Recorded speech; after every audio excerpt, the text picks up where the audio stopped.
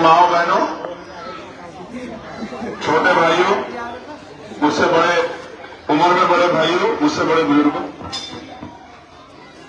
बहुत सारे लोग मुझे यहां जानते होंगे मेरी शक्ल से, मेरे काम से। कितने लोग ईमानदार से जानते हो? हाथ खड़ा करो एक बार।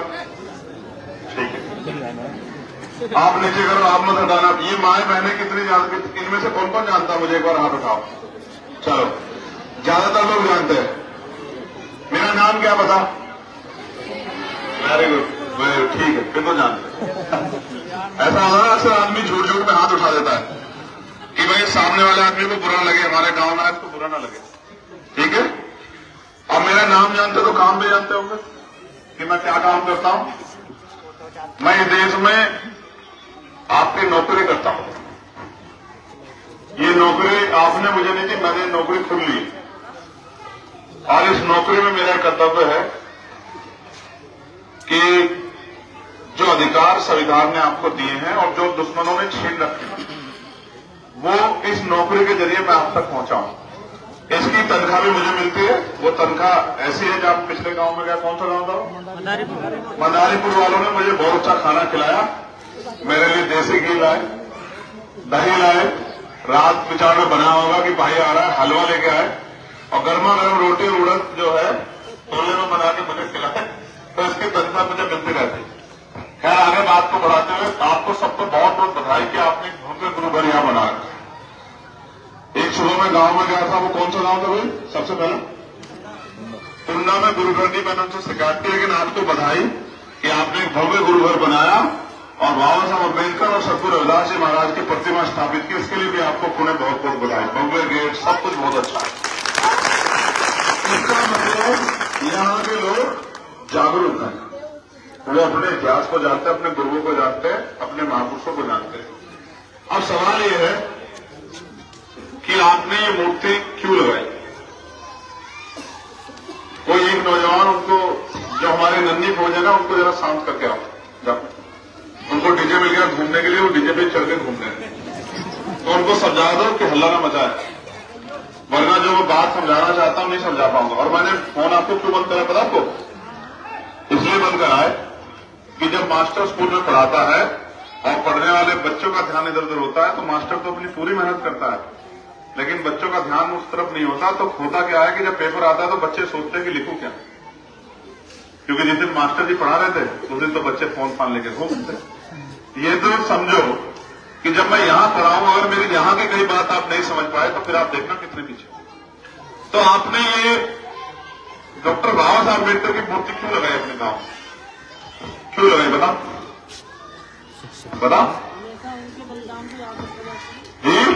उनके बलिदान को याद रखा जा सके। आप तो किस गांव के लिए? मदारीपुर के हो। क्या कह रहे हो? खड़े होकर बताओ क्या कह रहे हैं।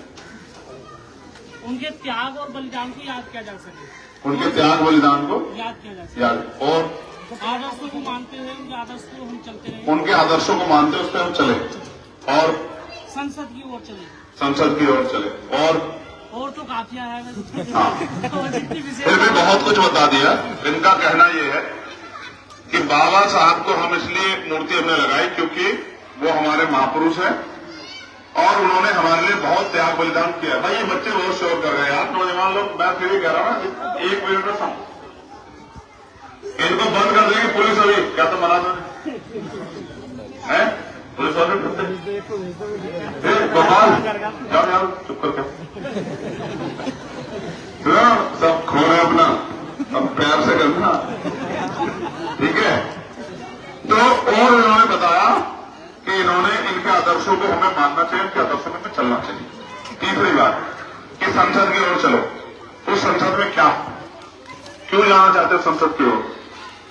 उस संसद में ही है सबसे बड़ी ताकत, क्योंकि जब संसद में आपका मजबूत आदमी होगा तो पूरी सरकार से सीना ठोक कर सवाल करेगा और ये पूछेगा कि 75 साल हो गए मुल्क को आजाद हुए, आज भी इस देश में दलितों का, पिछड़ों का, मुसलमानों का, अन्य धार्मिक अल्पसंख्यकों का, आदिवासियों का ये हाल क्यों है? सरकार ने इनके लिए अभी तक कुछ क्यों नहीं किया? मैं पूरा गांव घूम गया। अच्छा क्या तुमने मुझे घुमा दिया। एक नौजवानों का धन्यवाद। मैंने गांव घूम गया, मैंने देखा कुछ मकान पक्के हैं, कुछ कच्चे। कच्चे का मतलब ईंटें पड़ी हैं, प्लस्तर नहीं हुआ, जिन पे प्लस्तर नहीं हुआ उन पे पेंट भी नहीं हुआ। और मैंने ये भी महसूस किया, क्योंकि कपड़े, घर का रख रखाव, वो आंखों से दिख जाता है कि हालात क्या है। तो इसका मतलब पूरे गांव में सभी लोग संपन्न नहीं। बहुत सारे घर ऐसे भी होंगे जिनके घर में सुबह कोई मजदूरी करने जाता हो, तब शाम के टाइम उनके घर में रोटी की व्यवस्था होती है। तो प्यारे भाइयों और सम्मानित साथियों, एक और मूर्ति है, ये तो बाबा साहब की बात हुई। दूसरी मूर्ति किसकी है? सदगुरु रविदास जी महाराज की। इनको आप क्यों मानते हैं, बताओ? तो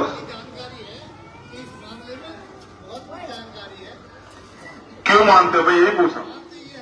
हाँ,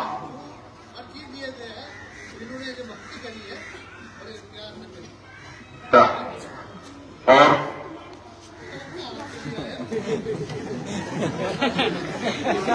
जिस बात का मुझे नहीं पता आपसे पूछवा ना, जिस बात का मुझे पता वो आपको बताऊं।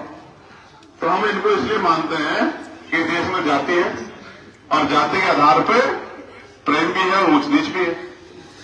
भाई अगर पता लग जाए कि मैं आपकी जाति का हूं तो एक प्रेम पैदा होता है, और ये पता लग जाए कि जाति के आधार पर जो ऊंच नीचे जिसका लोग वो करते हैं वो खतरनाक भी। तो हम इनको इसलिए मानते हैं कि चमारपुर में पैदा हुए, और आज से 650 साल पहले, लगभग 650 साल पहले इन्होंने बनारस में जन्म लिया, काशी में। और इन्होंने अंधविश्वास, पाखंडवाद, छुआछूत, गैर बराबरी के खिलाफ लड़ाई लड़ी, और उस समय वहां के सब विद्वानों को शास्त्रार्थ में हराते हुए इस देश में सतगुरु रविदास जी महाराज ने अपना झंडा और डंडा दोनों बुलंद किया। इसलिए हम इनको मानते हैं। और इन्होंने विचार भी दिए। विचार क्या थे? इन्होंने विचार दिए कि ऐसा चाहो राज में जहां मिले समन्नु अन्न, और छोटे बड़े सब सम बसे रविदास रहे बस। इन्होंने एक विचार दिया 650 साल पहले, 600 साल के लगभग। विचार क्या था, इस पर गौर करो। 600 साल पहले जहां इतनी गैर बराबरी, छुआछूत था कि आपको और मुझे और हमारे पूर्वजों को इस देश में तालाब से पानी पीने का अधिकार नहीं था। आपको, मुझे और हमारे पूर्वजों को स्कूल जाने का, मकान बनाने का, हॉस्पिटल जाने का, सुख सुविधाएं लेने का, नौकरी करने का, विद्वान बनने का कोई अधिकार नहीं था। तब सतगुरु रविदास जी महाराज ने 600 साल पहले इस देश को आईना दिखाया कि मैं कैसा राज चाहता हूं, और वो राज था बेगमपुरा राज। कौन सा राज? बेगमपुरा राज। बेगम का मतलब होता है जहां कोई गम न है। इसलिए उन्होंने कहा ऐसा चाहूं राज में जहां मिले समन्नु अन्न, और छोटे बड़े सब सम बसे रविदास रहे। उन्होंने उनके बहुत सारे राजा महाराजा चले हुए, उन्होंने उनको ये सिखाया कि भाई ऐसा राज आना चाहिए जिसमें कोई छोटा बड़ा ना हो, कोई ऊंच नीच ना हो, कोई भेदभाव ना हो, किसी को खाने की दिक्कत ना हो, ढकने के लिए तन ढकने के लिए कपड़े की दिक्कत ना हो, किसी के तन पर छत की कमी ना हो, किसी के यहाँ चोरी ना हो, किसी के यहाँ चकारी ना हो, किसी को परेशान न किया, किसी का लूटपाट ना हो, किसी बहन बेटी का अपमान ना हो, और सब लोग सुख सुविधाओं का जीवन जिए। ऐसा राज आना चाहिए। आया क्या राज? कि भाई आ गया? कितने साल हो गए? 600 साल के हो गए, अब तक भी नहीं। उसी राज को डॉक्टर बाबा साहब अम्बेडकर ने 26 जनवरी 1950 को भारतीय संविधान में आपको सौंपा। 2 साल 11 महीने 18 दिन में उन्होंने लिखा, भारतीय संविधान, जो संविधान हमको अधिकार देता है कि देश के हर व्यक्ति को रोटी, कपड़ा, मकान मिलना चाहिए, और जाति के आधार पर कोई ऊंच नीच नहीं होनी चाहिए, गैर बराबरी नहीं होनी चाहिए, और धर्म के आधार पर भी कोई गैर बराबरी नहीं होनी चाहिए। इंसान को इंसानों जैसे अधिकार मिलने चाहिए, किसी बहन बेटी का अपमान नहीं होना चाहिए। ये सारे अधिकार संविधान हमें देके गया। लेकिन आज आप जानते हैं क्या हो रहा है देश में? आज हाल ये है कि वो संविधान खतरे में है। भारतीय जनता पार्टी, आरएसएस के लोग उस संविधान को कुचलना चाहते हैं। क्यों कुचलना चाहते हैं? क्योंकि वो बराबरी को नहीं मानते। वो चाहते हैं देश में वही हालात बन जाए जो आजादी से पहले थे, कि हमें कोई अधिकार न मिले और इस देश में चंद लोगों को बहुत सारे अधिकार हो, हम गुलामों जैसा जीवन जीने के लिए मजबूर हो जाए। आप चाहते वो दिन आ जाए? चाहते वो दिन आ जाए? आप चाहते वो दिन आ जाए? नहीं चाहते। तो अगर नहीं चाहते तो उसको रोकने का प्रबंध क्या है? रोकोगे कैसे? अगर आप नहीं चाहते कि वो दिन ना आए और संविधान बचे और हमें स्वाभिमान सम्मान का जीवन मिले और आने वाले कल में हक अधिकार मिले, तो आप करोगे क्या? एक साथ जुटेंगे और क्या करेंगे? सबसे पहले एकता से चलेंगे, ठीक, और बाबा साहब को याद करेंगे। चलो मैं आपको बाबा साहब को याद कराता हूं। अब बाबा साहब को याद करने के लिए नाचने की जरूरत नहीं है, जय भीम के बहुत तेजी से नाम लगाने की जरूरत नहीं है। अब उनकी बात को समझना है। उन्होंने क्या कहा? इन्होंने कहा, जिस दिन संविधान सभा उस दिन कहा कि आज हम विरोधाभास की जिंदगी में कदम रख रहे हैं। कैसे जिंदगी में? भाई इन बच्चों को साफ करा देखो, वरना तो मजा नहीं आएगा, बात तक खराब हो जाएगा।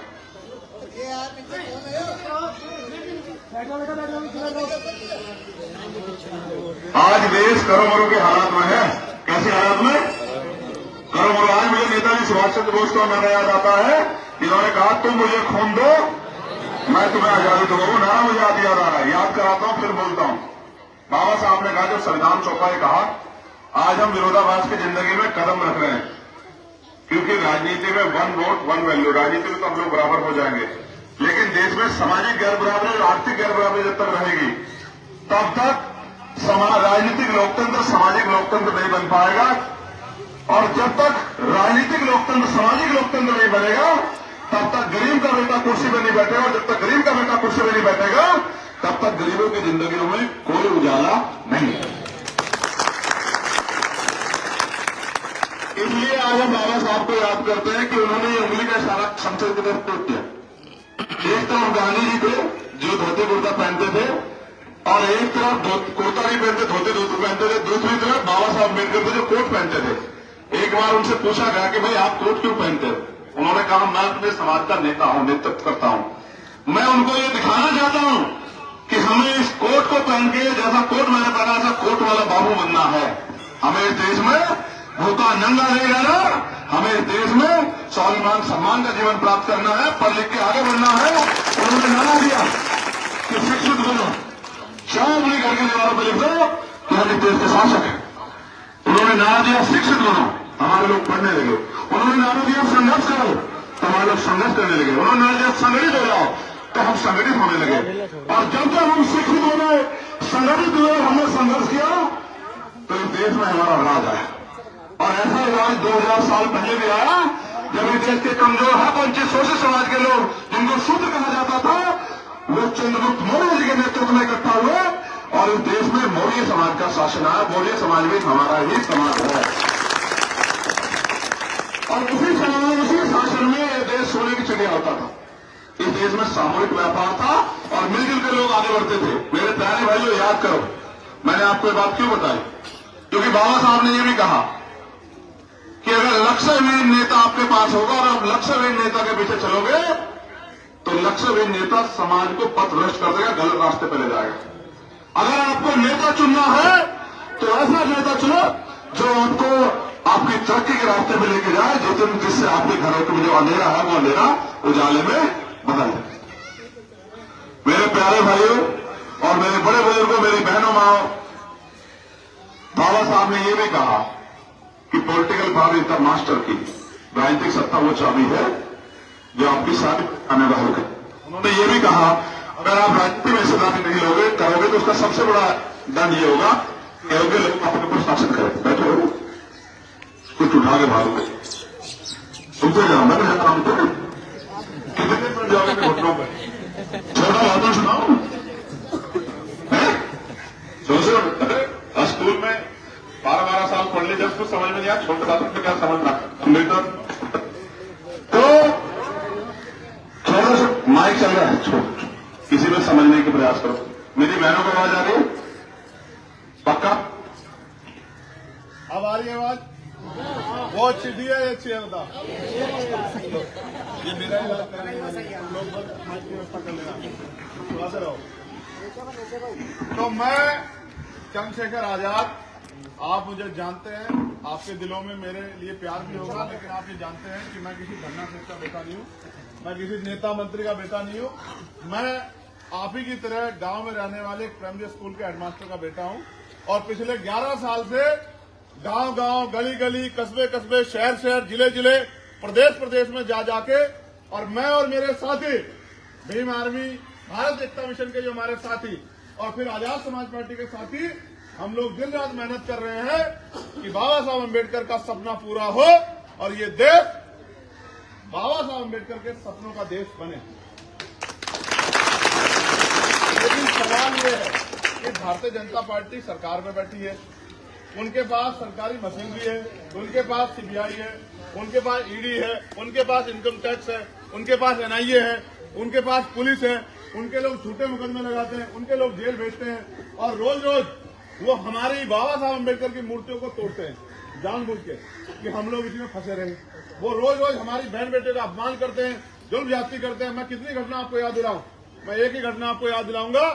जिस दिन मेरी जिंदगी में बहुत बड़ा बदलाव हुआ, जब हाथरस में हमारी एक बच्ची को गंडों ने नोचा और फिर उसकी जीभ तक काट दी, उसकी गर्दन तक तोड़ दी और उसको तमाम तरह के अपमान सहने के लिए मजबूर किया और हॉस्पिटल में उसका इलाज भी नहीं होने दे रहे थे।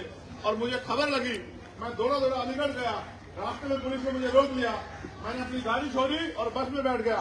उन्होंने बस का पीछा किया, मैं बस से उतर के जंगल के रास्ते गांव में पहुंचा, वहां से मोटरसाइकिल ली और मोटरसाइकिल को लेके मैं पुलिस को चकमा देते हुए अलीगढ़ हॉस्पिटल में पहुंचा।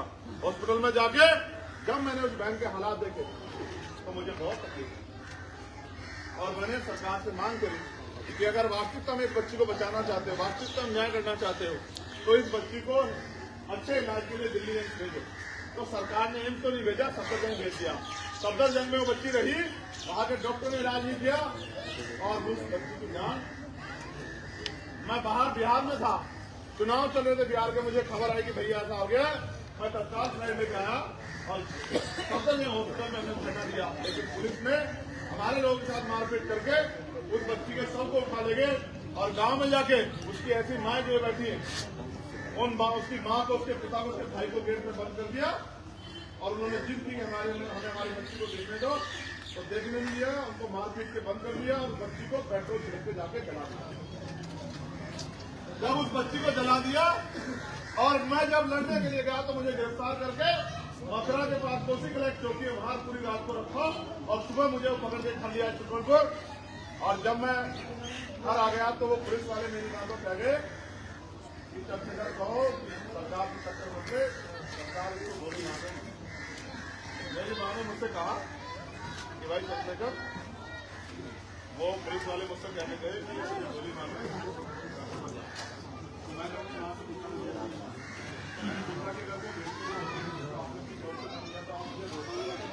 नहीं दे दो।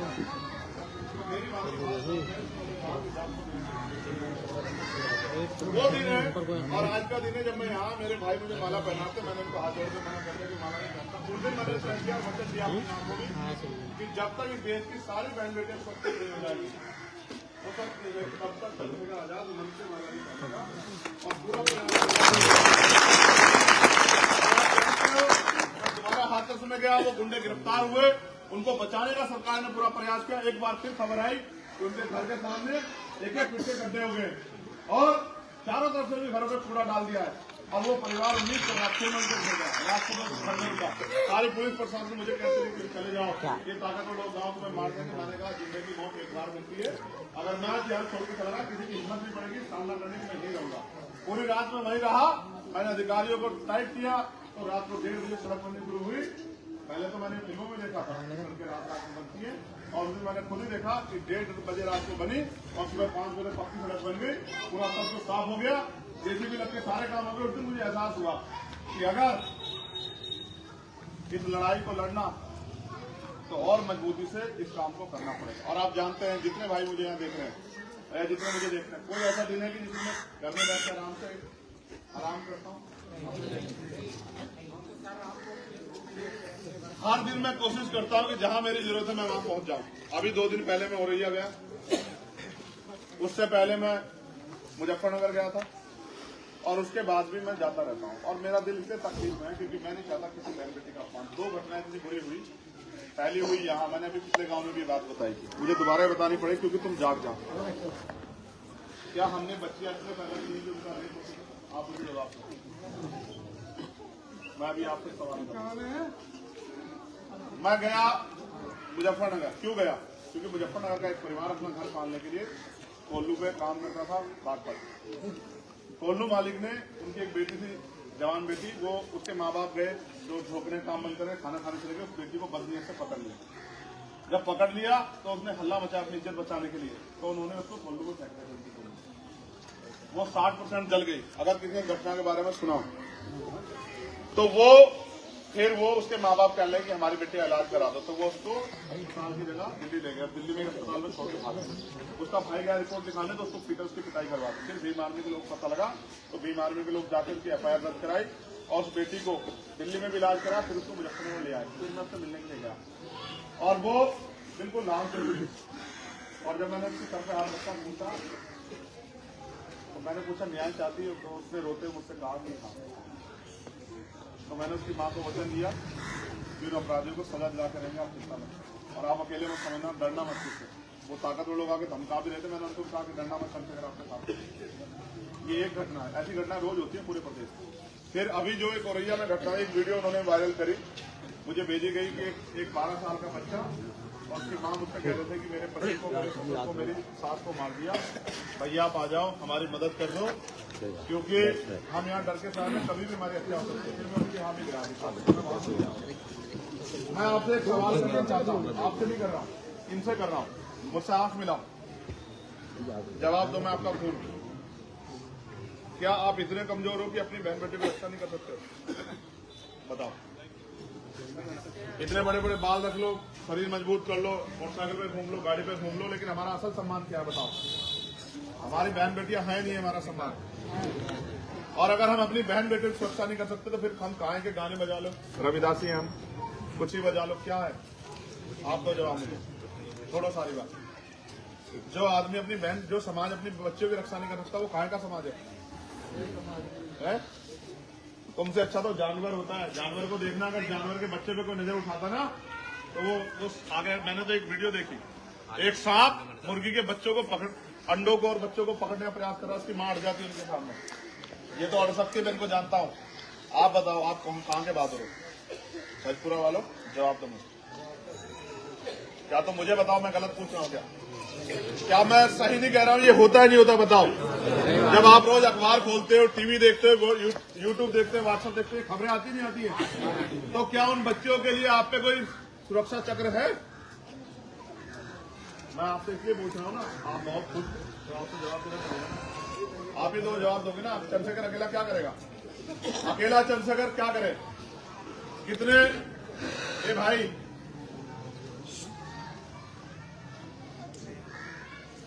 महापुरुषों ने कहा सिर्फ सांसों का रुकना मौत नहीं होती, जिसका जमीन मर जाता है वो मर जाता है। अपने लोगों की तकलीफ पे जिसके चेहरे पे मुस्कुराहट आती है वो जिंदा नहीं है, मरा हुआ है। समझ रहे हो? वो अपनी बारी का इंतजार कर रहा है कि कब मेरे घर में ये आग लगे और जब मैं चिंगार कहूं कि मेरे परिवार को न्याय दे दो।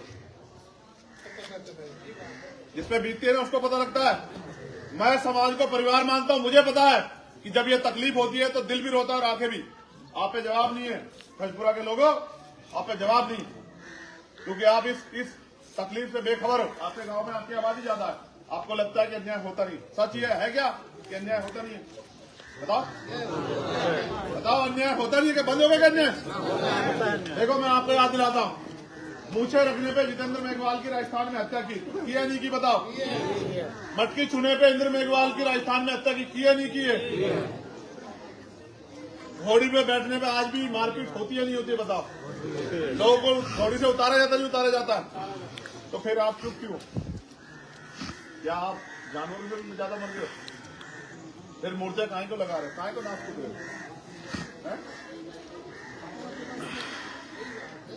भाई आप बताओ ना मुझे, क्या हम कमजोर हैं? ये नौजवान लोगों बताओ, कमजोर हो तुम लोग? फिर ऐसा क्या हुआ तुम्हारे नेताओं ने तुम्हें पंगु क्यों बना दिया कि इतने जुल्म जाति को खत्म नहीं कर पा रहे हो? तुम अपनी ताकत भूल के 2 अप्रैल 2018 तुम्हें याद है नहीं याद है कि हमने देश की सरकार को बता दिया था कि हम कितने दमदार हैं, और हमने बंद बुला के इस सरकार को झुका के दिखा दिया था सुप्रीम कोर्ट को भी। क्या हो गया तुम्हें? मैं तो तुम ताज्जुब में हूं कि जिस कुल में सतगुरु रविदास जी महाराज पैदा हुए, जिस कुल में बड़े बड़े योद्धा पैदा हुए, बाबू जगजीवन राम जैसे नेता पैदा हुए, महादेवर काशीराम साहब जैसे नेता पैदा हुए, उस समाज को क्या हो गया?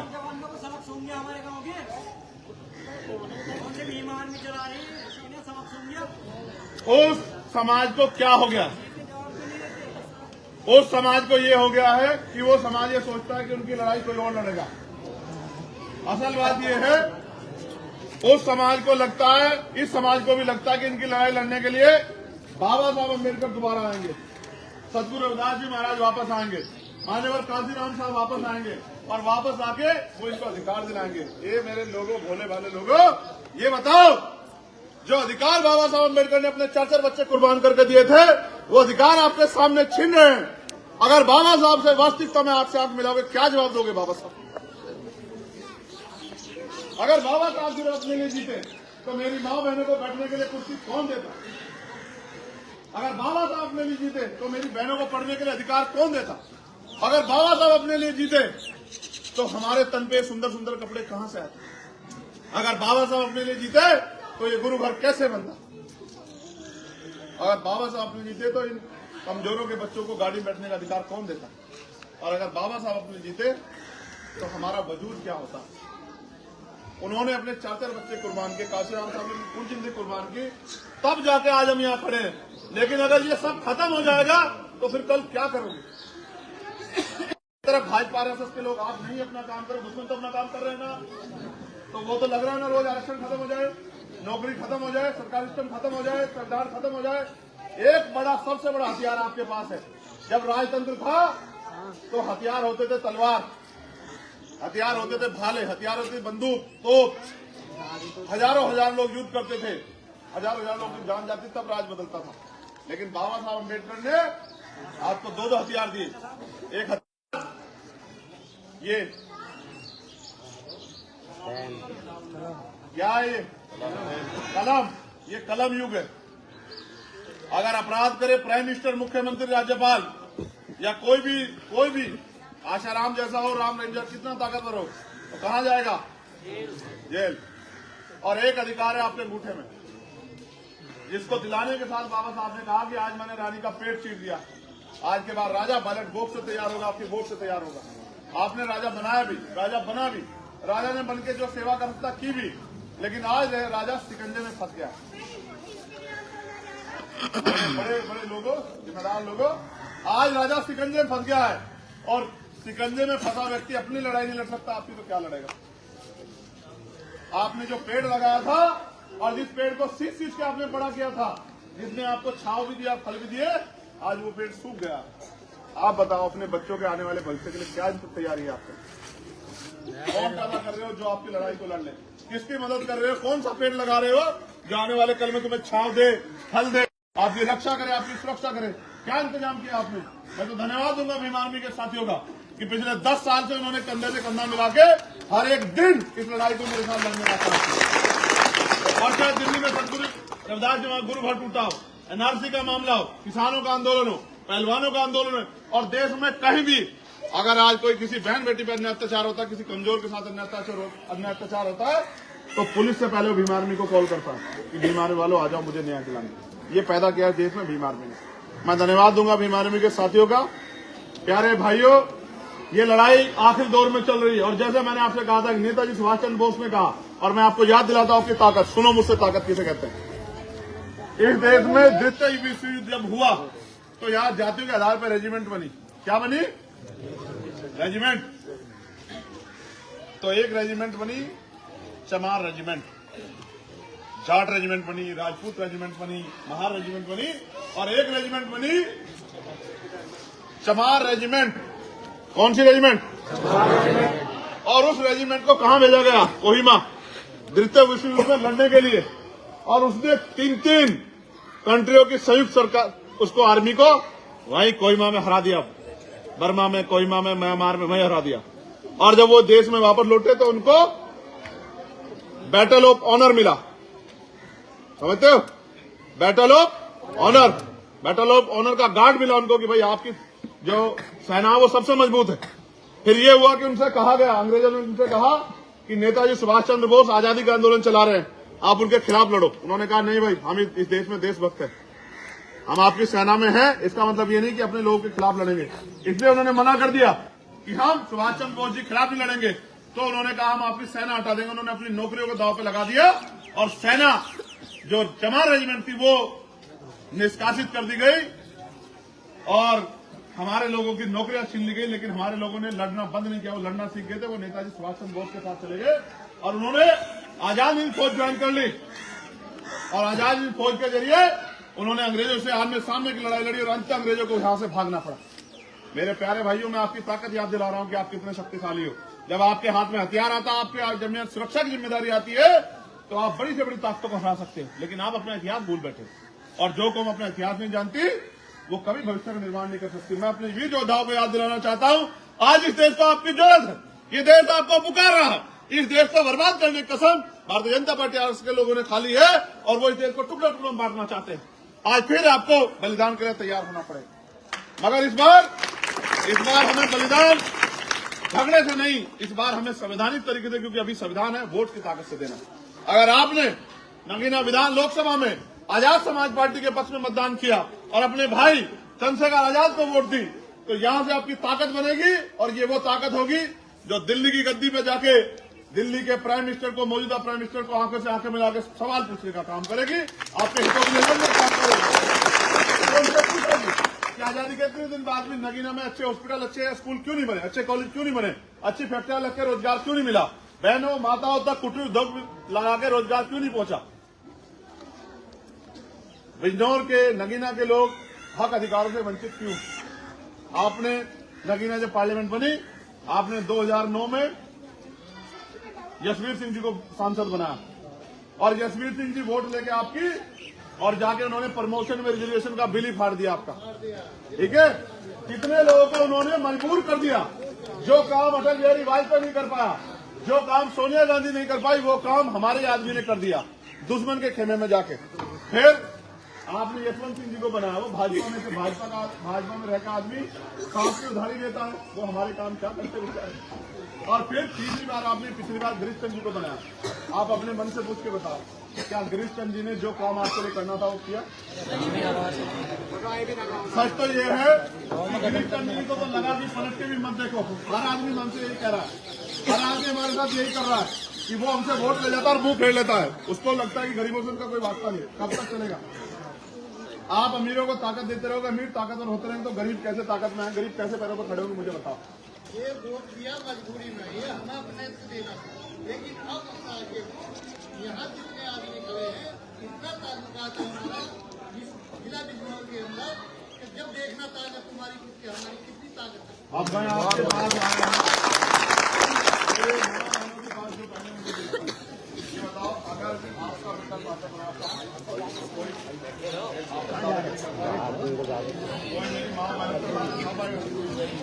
आप मुझे बताओ नौजवान भाइयों, सिर्फ आपसे पूछ रहा हूँ, अगर चंद्रशेखर आजाद ताकतवर होगा तो क्या आप ताकतवर नहीं होंगे? क्या थानों से आगे कोई हमारे आदमी को जबरदस्ती निर्दोष को पकड़ ले जाएगा क्या? या कोई किसी गरीब की जमीन छीन लेगा क्या? नहीं। तो फिर जब हम सब कर सकते हैं तो हम किसी क्यों होते? इसलिए मैं आपसे अपील करता हूँ कि इस लड़ाई में आप मेरा साथ दें, अपना साथ दें।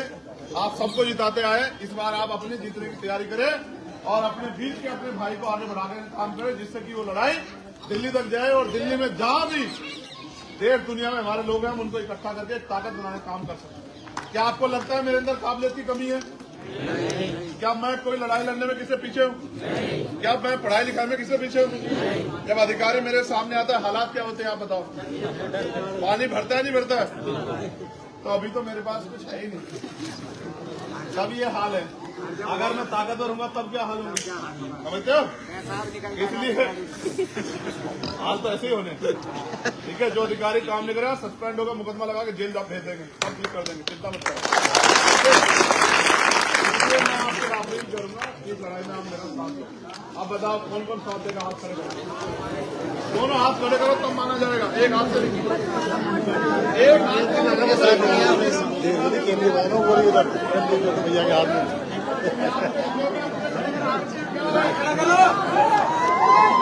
हाथ नीचे करो।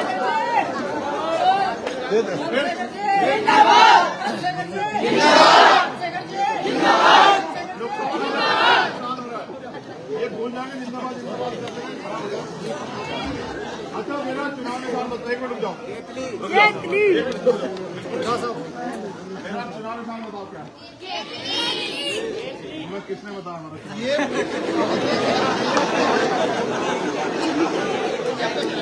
आप बताओ हमारा चुनाव निशान क्या है? किसे किसे बताओ, हाथ खड़ा करो। आप बताओ चुनाव निशान क्या है? ये केतली आपका चंद्रशेखर आजाद।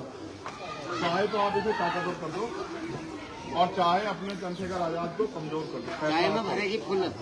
फैसला आप करो, मैं आपके ऊपर छोड़ता हूँ, ठीक है? अगर केतली ताकतवर होगी तो चंद्रशेखर आजाद ताकतवर होगा, और चंद्रशेखर आजाद ताकतवर होगा तो फिर आप सब लोग ताकतवर होंगे।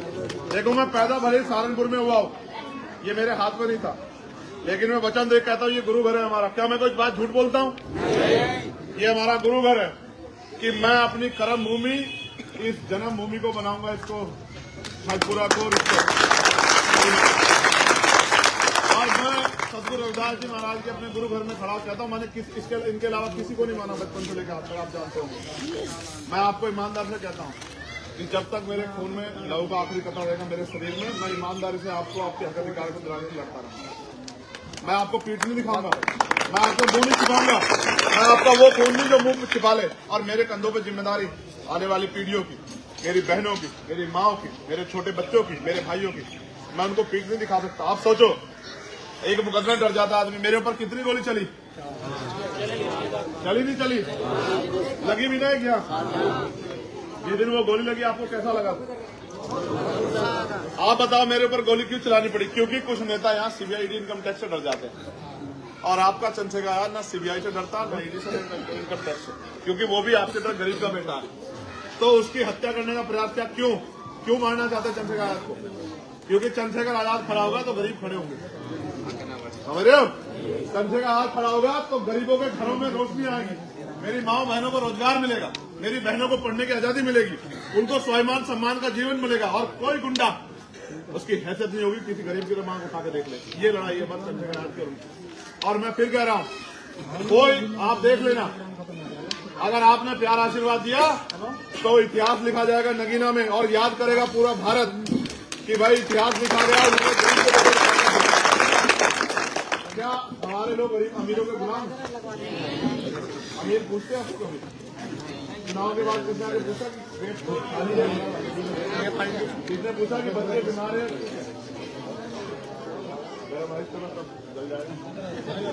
ये पानी गर्म होकर निकले था। तो जब उन्होंने आपको नहीं पूछा,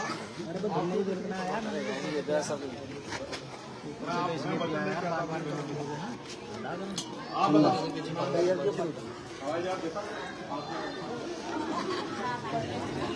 देखो बुरा मत मानो, सच पूछो, आपने कितने लोग बैठे हैं जहाज में?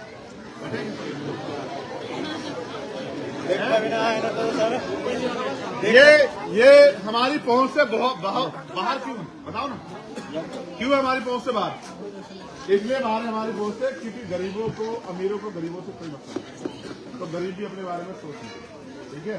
अगर अपने बच्चों के लिए अच्छा स्कूल चाहिए, अच्छे कॉलेज चाहिए, अच्छे हॉस्पिटल चाहिए, अपने लिए रोजगार चाहिए, जिनकी जमीन उनको जमीन चाहिए, और अपनी जिंदगी से गरीबी को खत्म करना है, तो फिर अपनी औलाद का साथ दो, ठीक है? दोगे नहीं दोगे बताओ?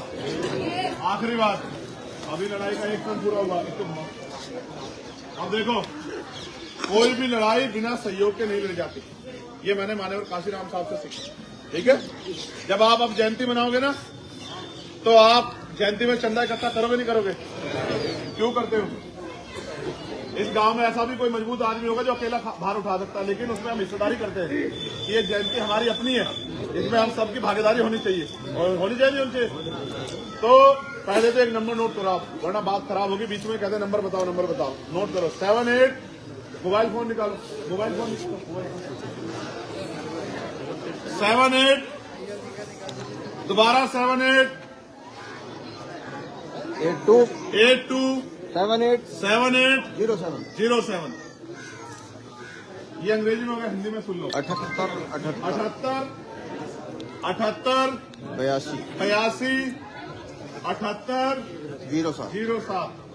जब इस नंबर पे आप मिस कॉल करोगे तो वो हमारे ऑफिस में चली जाएगी, जहां इस ऑफिस में सारे रिकॉर्ड जमा हो रहे हैं, वहां पता लग जाएगा कि छठपुरा कितने लोगों ने हमारे प्रति प्यार जाहिर किया। नंबर पता लग गया?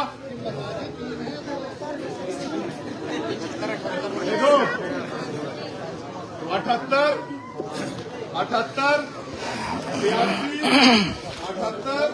07। एक बात तो ये होगी। दूसरी बात 82 की तारीख की है, तो 23 तारीख की रात को आपको मेरी एक बात माननी है। पहले क्या करोगे? 23 तारीख की रात को अपने घरों पे दीपक जलाना। क्यों जलाओगे?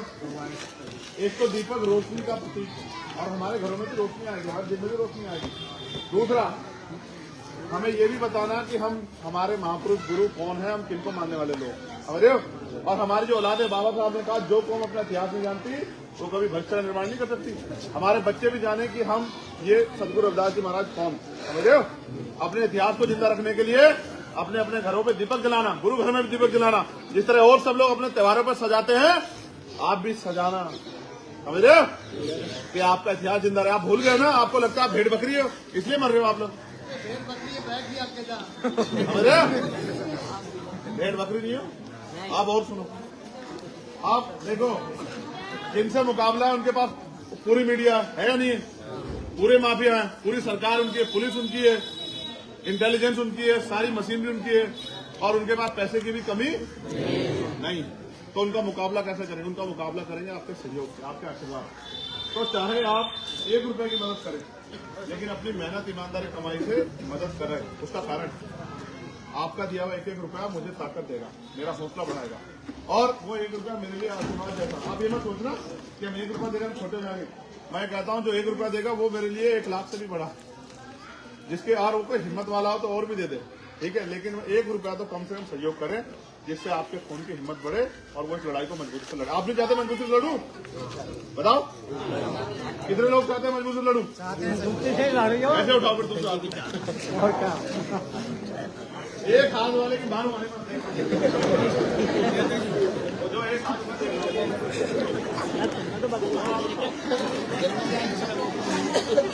फलपुरा वाला दोनों हाथ उठा बालजी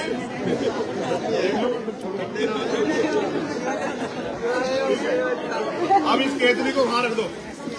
और देखो अभी एक आखिरी बात और पूछनी है, अगर कहते धोखे से बुरा होता है वहीं शुरू करो, मुझे डालो इसको तो 1 रुपये 10 रुपये डाल लेनी डालना शुरू करो। देखो भाई छलपुरा वाला हाथ उठवा के पूछ रहा हूँ, धोखे से बुरा होता है ना? धोखा ही बुरा होता है ना? धक्का दे दो, धोखा मत दो। ये कह दो कि तेरे साथ नहीं हो के साथ देंगे, कोई बात नहीं है। आपका खून मांगूंगा, आपका खून नहीं लेना मांगूंगा उससे, आपका खून आपकी सेवा करना धर्म में देना, इसलिए दरबार खोला है। लेकिन अगर धोखा दोगे तो आज कह दो कि भाई से और अगर साथ हो तो फिर दोनों हाथ उठा के वादा करो कि इस बात में ताकत देकर आप हिम्मत बढ़ाओ, सहयोग करो।